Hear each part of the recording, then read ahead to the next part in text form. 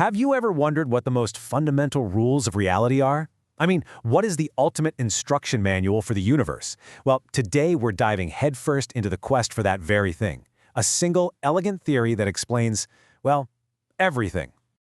This is probably the biggest question anyone can ask. And the search for an answer is one of the greatest detective stories in the history of science.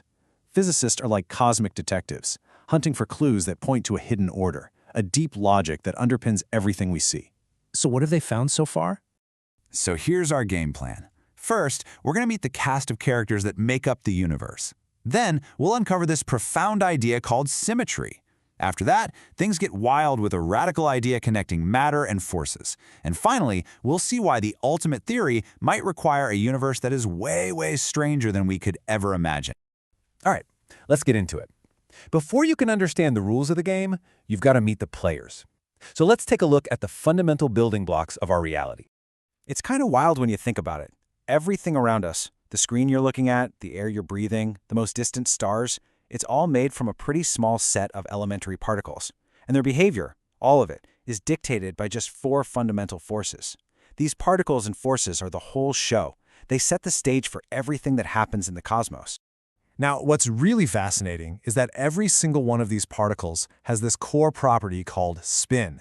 And no, it's not literally spinning like a top. Think of it more like an unchangeable built-in ID number.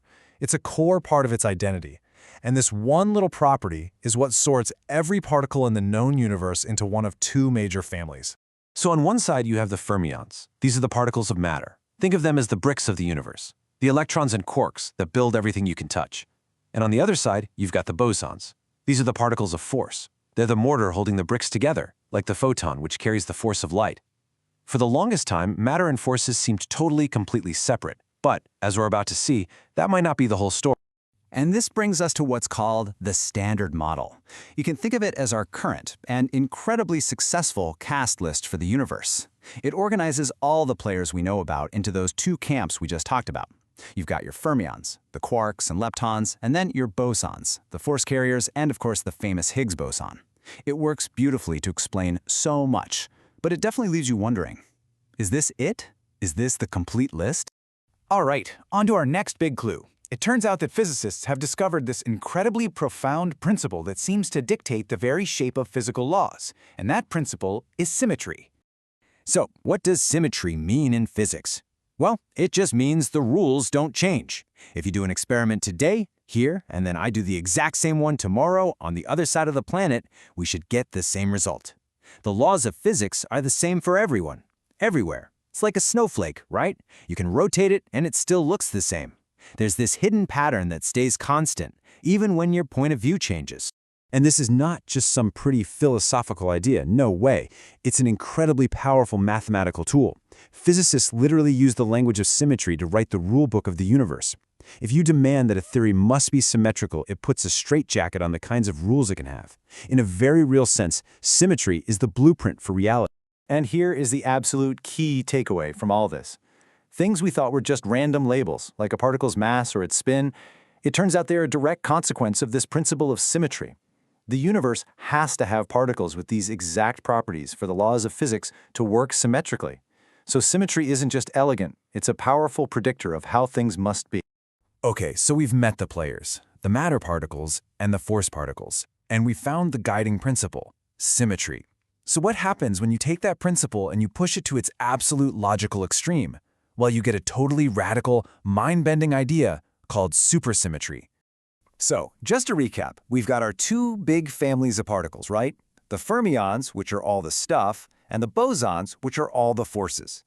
For decades, this division seemed absolute, a fundamental, uncrossable line in the sand. This is the revolutionary question that supersymmetry dares to ask.